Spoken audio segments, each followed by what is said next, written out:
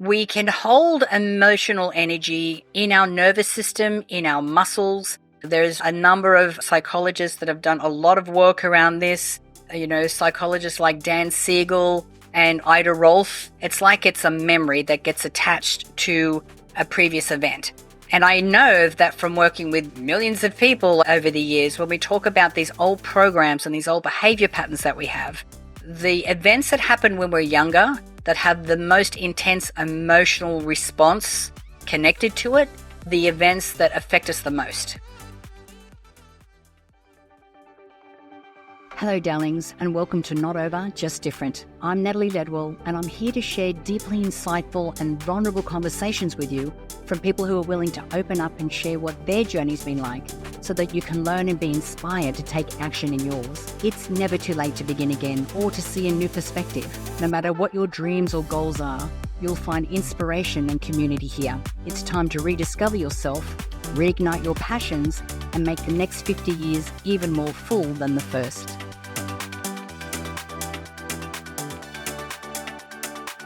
Well, hello everyone, and welcome to the podcast for this week. This week, I want to share some personal insights I've been experiencing in the hope that you may also identify with some of what I'm about to share and maybe to be able to make some shifts in your own life. And that is really around our emotions. So I am the type of person that I have been really good at suppressing my emotions. That has been a coping mechanism that I picked up when I was a kid, noticing that my mother left when I was 3 years old and I had to be strong and I had to step up into more of a role of strength. And so I did that at the expense of minimizing a lot of my own emotions. I even remember when I was married to Glenn, I think he saw me cry maybe twice in 20 years. So, of course, I've realized that is not healthy. And I think all of us can get to a place where when we are faced with challenges in our life, we have a default way or default behaviors that come up for us to help us to be able to cope. So mine is to shut down emotionally so that I can go into work mode or go into action mode so I can do what has to be done. And I think the part of the reason that I don't want to feel my emotions is quite strange. And maybe you can identify with some of these reasons as well. And what I found is some of these are very common. I have a very good girlfriend of mine. Her name is Dr. Joan Rosenberg. And she did some work with my coaches in our My Movies Method Coaching Academy on last week, which was really insightful. And what she said was that most of us don't want to feel our emotions, not necessarily because of the emotion itself, but because of the physical response that we feel in our body when we feel those emotions. So sometimes we feel flushed in the face, or we get angry and we have this surge of emotion. Maybe we get feel heavy in the chest, or maybe we feel nauseous, or we get like clenched jaws and other, physical symptoms from feeling these emotions. And it seems that what we really want to avoid is those physical symptoms rather than the emotions themselves. And so we can have thoughts, like my thought has always been, I don't want to get lost in this. What if I start feeling this and then I can't pull myself back? Some people feel like it'll be overwhelming. Some people feel like they just don't know how to navigate through that. And so I'm wondering, are these thoughts that you have around feeling your own emotions as well? Because feeling our emotions is really important. And according to Joan, normally the physical symptoms that we feel around having these emotions lasts for 90 seconds. Actually, her book is called 90 Seconds to a Life That You Love. And it just talks about how if we can sit in through that physical symptom, then what we can do is release that. And actually, one of my amazing superstars that is in my coaching program, her name is Sophie. She's in Switzerland. She uses a technique with her clients called the Tippy method. And the Tippy method is really all about, rather than when we feel this physical symptom come up in our body that's connected to these emotions, rather than try and breathe through it or walk or try and dissipate the energy, that we actually just sit through that physical symptom. And it will take no more than 90 seconds or maybe 2 minutes for that physical symptom to pass. If we can sit through that, then we can really help to dissipate that emotional feeling or that trigger that comes up for us and actually not be able to feel it again. Like it won't be triggered by the same kind of event again, which to me is mind-blowing. And this actually comes back to the work of a French psychologist whose, thesis is that, these emotional reactions we actually take on while we're still in the womb and through birth, so that they are part of our physical makeup.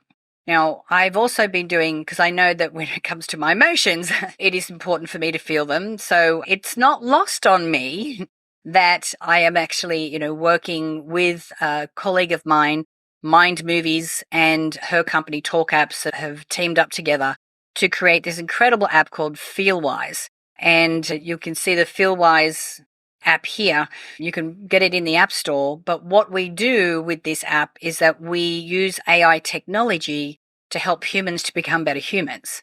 So what you do is you'll check in, every day. You talk into your phone for 15 seconds, and then we can measure the emotional energy that you're holding in that moment through the frequency of your voice. So what that does, it helps us to, number one, understand the emotional energy that we're holding in our body.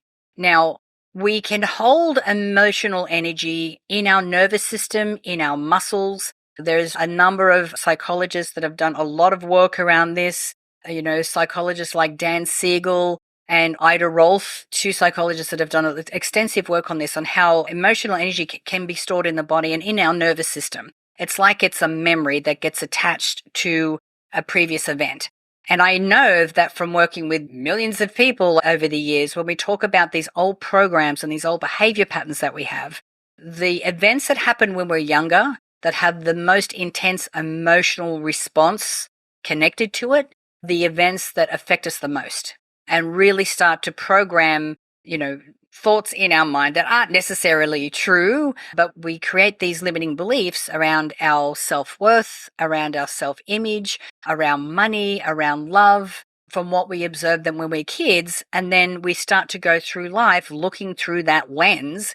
And so everything that shows up, our subconscious mind is trying to gather evidence and tell us, see, you're not very clever, or see, you're not very pretty, or see, you'll never amount to anything. And even though these events don't actually represent that, that is the meaning our subconscious mind is giving to those events. And so we keep compounding all this belief and all this evidence that we are these things that we are not. So I don't know if any of this is ringing true for you right now, but I've been loving using this FeelWise app because not only is it giving me an indication of where I'm at in that moment emotionally. Now, some of these emotions I'm aware of. I'm like, yep, I'm feeling a lot of happiness today. I'm feeling confident. I can understand all of that. And then I'll have some other numbers that come up around loneliness or fear or sadness. And even though I may not consciously be aware that I have that emotion, I know that emotion is being held somewhere within my nervous system or somewhere within my body. And so when I get a high score and say something like sadness, it gives me an opportunity or an invitation to go, well, if sadness is in my system, then, do I want to look at that? Some days I go, yeah, let's have a look and see where sadness might be coming up. And then I'll ask myself some clarifying questions like, when was the last time I felt sad? Is there events or is there a situation in my life right now that is creating some sadness in my system?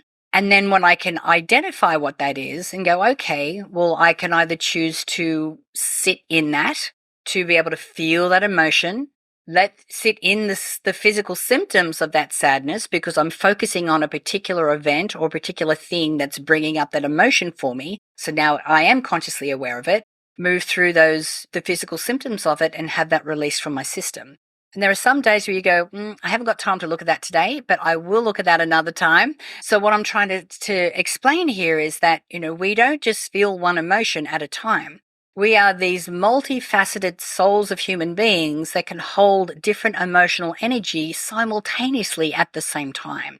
So by being able to be aware of what these emotions are, being able to put a name to what that is, to be able to identify some different things that are coming up in my life that could be creating that emotion, and then having the invitation or the ability to be able to sit and release it has really given me a sense of freedom that I haven't felt before. Now, I know that in past solo episodes, I've talked about, trying to look after myself, being aware that, I'm the type of personality trait on the Enneagram. I'm a 7, so I'm going to be all about pleasure to avoid pain.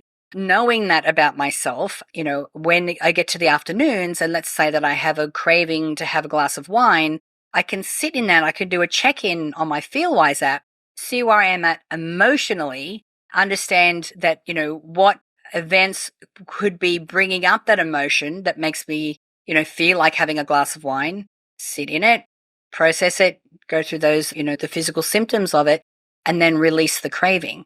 So it's been really helpful in that situation and helping me to understand and navigate through grief and loss and a whole bunch of other things.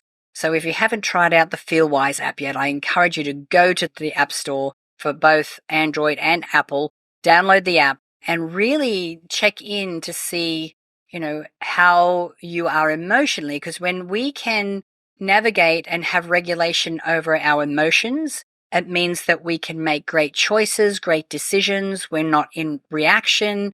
It improves our relationships. It improves our life. And I tell you, I have felt a freedom like I haven't felt before. So it's been really a fantastic little journey that I've been on. So I encourage you to do the same. So thank you for listening to my little chat today. And I look forward to chatting to you all again soon. Have a great day. Thanks for tuning into this episode of Not Over, Just Different. If you felt inspired by this episode, please subscribe and drop a comment below to let us know what you loved. My goal is to reignite the spark that you may think you've lost and cultivate a space where no matter what walk of life you are, you can step into the world with power and confidence. I would love to hear your reviews. It helps us to reach more incredible women like you. So until next time, keep growing, keep striving, and keep believing in the power of your potential. Here's to living your best life now.